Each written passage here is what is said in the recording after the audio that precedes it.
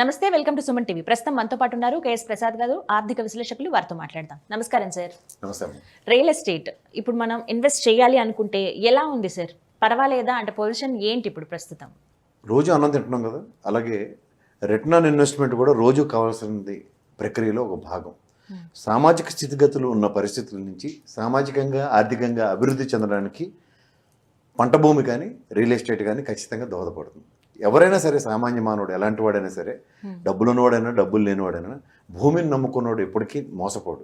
So ఆ నానుడు మనకు చిన్నప్పటి నుంచి తెలిసిందే. కాబట్టి రియల్ ఎస్టేట్ అన్నది అయితే ఒక ల్యాండ్లో కానీ లేదంటే ఒక ఇంటి మీద కానీ డబ్బులు పెట్టేది ఎప్పుడైనా సరే రిటర్న్ ఆన్ ఇన్వెస్ట్మెంట్ ప్రాస్పెక్ట్లోనే ఖచ్చితంగా పెట్టచ్చు. అది ఎంత చిన్న స్థాయి నుంచి అయినా ఉన్నవాడికైనా సరే ఇల్లు ఒక ప్రాథమిక అవసరం. అలాగే ఒక ల్యాండ్ ఉండి ల్యాండ్లో ఇల్లు కట్టుకునే ప్రక్రియ కూడా సామాన్య మానవుడు ఎలాంటి వాడైనా దాంతో అనుసంధానించబడి ఉంటాడు. కాబట్టి ఆ ఇన్వెస్ట్మెంట్ మాడ్యూల్ ఉన్నది ఎప్పటికైనా అది ఒక ఎవర్ గ్రీన్ సబ్జెక్ట్. సో ఖచ్చితంగా నమ్ముకున్న వాళ్ళు ఎప్పుడు మోసపోరు అనే మాటే ఉంది. సో తక్కువగా అంటే మనం తక్కువ పెట్టుబడి పెట్టాలి కానీ మనకు మంచి ల్యాండ్ మంచి ప్లేస్లో రావాలి అంటే కనుక ఎలా సెలెక్ట్ చేసుకోవాలి అసలు? ఇప్పుడు మన దగ్గర ఉన్న డబ్బులు మన ఒక ఆర్థిక స్థితిగతుల మీద ఆధారపడి ఉంటుంది.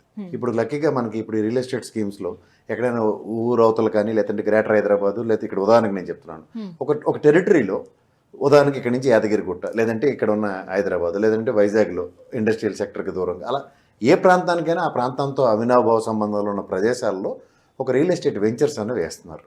వేస్తున్నప్పుడు ఏమవుతుందంటే కొంచెం దూరంగా ఉన్న ప్రాంతానికి మన దగ్గర ఉన్న డబ్బులతో ఇన్వెస్ట్మెంట్ మాడ్యూల్లో మంత్లీ ఇన్స్టాల్మెంట్స్ మీద ల్యాండ్లు అప్పచెప్తున్నారు. సో అవి హోడా పరిధుల్లో ఉన్నాయా లేదా, లేకపోతే అక్కడ ఓడా పరిధుల్లో ఉన్నాయా లేదా అన్నది మున్సిపల్ అప్రూవల్స్ అవి ప్రాపర్గా ఉన్నాయా లేదా చూసుకొని దాంట్లో సక్రమంగా ఇన్వెస్ట్ చేసుకొని తక్కువ ఇన్వెస్ట్మెంట్తో. ఎందుకు అంటే ఇప్పుడున్న మన స్థితిగతులతో దాని మీద ఇల్లు కట్టుకోలేకపోవచ్చు. కానీ మనం చిన్న ఇన్వెస్ట్మెంట్ రూపంలో కొనుక్కున్న ఒక ల్యాండ్ ఖచ్చితంగా 15-20 సంవత్సరాల్లో, ఎందుకంటే మన కళ్ళ ముందు హైదరాబాద్ ఏ విధంగా పెరిగిందో మనం చూసాం కాబట్టి, ఎంటైర్ సమైక్య రాష్ట్రంలో ఉన్న ఆంధ్రప్రదేశ్ ప్రజలందరికీ తెలుసు కాబట్టి, సో ఈ ప్రాస్పెరిటీ డ్రైవ్లో 20 సంవత్సరాల తర్వాత ఎలాంటి స్థాన స్థితిగతులైనా సరే ఖచ్చితంగా అభివృద్ధి మాడ్యూల్లోకి వస్తాయి. కాబట్టి తక్కువ ఇన్వెస్ట్మెంట్లతో ఒక ల్యాండ్ అనేది కొనుక్కునే ప్రక్రియకి ఎలాంటి వాళ్ళైనా బాసట చేసుకోండి. ఎందుకంటే డౌన్ ద లైన్ 20 సంవత్సరాల తర్వాత 15 సంవత్సరాల తర్వాత అది డెవలప్మెంట్ ఏ విధంగా అవుతుందో, దాని మీద రిటర్న్ ఆన్ ఇన్వెస్ట్మెంట్ ఏ విధంగా వస్తుందో అన్నదైతే మనకు ఊహకి అందని డబ్బులు మాత్రమే ఖచ్చితంగా వస్తాయి. అంచేత ఊహకు అందని డబ్బులు అంటే మన దగ్గర ఉన్న స్థాయిని స్థితిగతుల్ని మార్చే ప్రక్రియకి దోహదం పడుతుంది. కాబట్టి ఎవరైనా సరే రియల్ ఎస్టేట్లో 10 రూపాయలు ఇన్వెస్ట్ చేసే ప్రక్రియకి నాంది పలకండి. సో అంటే మనం ఫస్ట్ తీసుకోవాల్సిన జాగ్రత్తలు ఏంటి సార్? ల్యాండ్ విషయంలో ముందుగా ఇలా సెలెక్ట్ చేసుకునేటప్పుడు చాలామంది మోసపోతూ ఉంటారు. సో ముందుగా తీసుకోవాల్సిన జాగ్రత్తలు ఏంటి? ఫస్ట్ తీసుకోవాల్సిన జాగ్రత్తల కన్నా ముందు నువ్వు డౌన్ పేమెంట్ ఎంత కట్టగలవు అన్న దాని మీద ముందు నువ్వు ఒక దిశానిర్దేశం క్రియేట్ చేసుకో.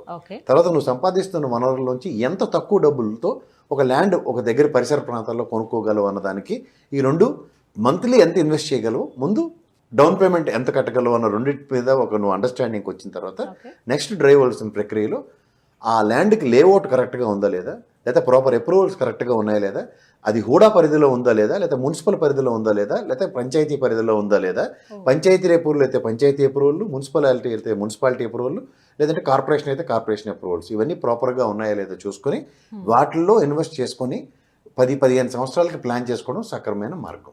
ఓకే. సో ఈ విధంగా ప్లాన్ అయితే చేసుకోవాలి ఫస్ట్. ఆటోమేటిక్గా అంటే ఆబ్వియస్గా జాగ్రత్తలు ఎలా ఉంటాయో కూడా తెలుస్తాయి దాన్ని బట్టి.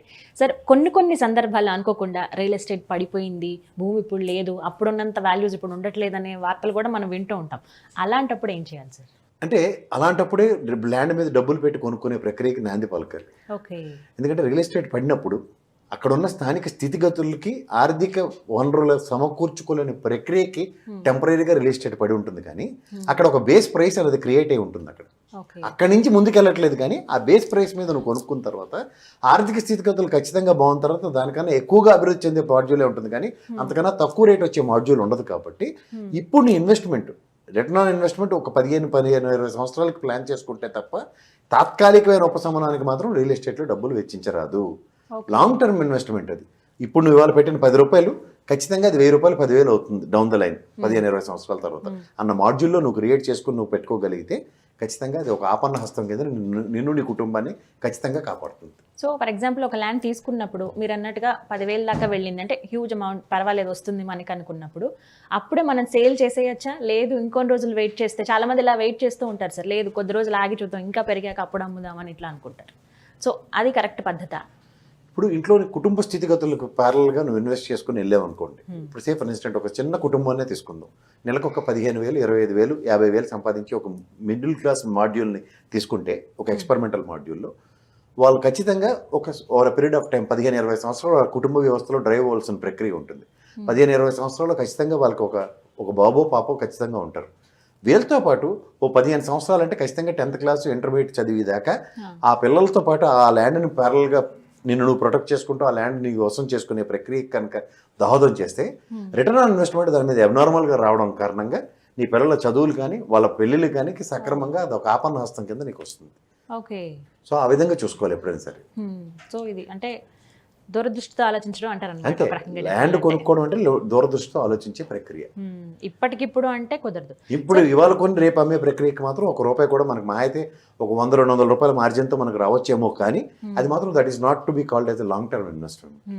షార్ట్ టర్మ్ గోల్స్లో ఇవాళ నీకు ఉన్న స్థితిగతులకు ఒక కంపల్సరీ మాడ్యూల్లో కనుక నువ్వు ఏదైనా ఒక ల్యాండ్ తీసుకుని దాని మీద ఒక షార్ట్ టర్మ్లో డబ్బులు సంపాదించే ప్రక్రియకి దోహదపడవచ్చు, కానీ లాంగ్ టర్మ్లో మాత్రం నువ్వు పెట్టిన 10 రూపాయలు, 1000 రూపాయలు లేదా 1,00,000 రూపాయలు అయ్యే ప్రక్రియకి మాత్రం minimum period of 10 to 15 years plus years మాత్రమే వెయిటింగ్ పీరియడ్ ఉండవు. ప్రక్రియకి మాత్రం ఇన్వెస్ట్మెంట్ మాడ్యూల్ చూసుకోవాలి. సో అంటే సార్ ఇంకొకటి ఏరియా కూడా ప్రధానంగా దృష్టి పెట్టాలా, ఎలా ఉంటుంది ఏంటి అనేది కూడా ఇంపార్టెంటా?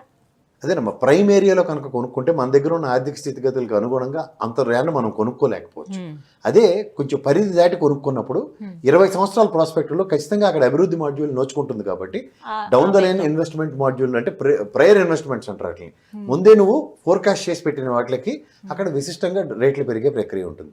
ఇప్పుడు ఉదాహరణకి మనకి ఎయిర్పోర్ట్ వచ్చిన పరిసర ప్రాంతాలు చూసుకుంటే శంషాబాద్లో చాలా తక్కువ రేటుకి చాలా మంది కొన్నారు.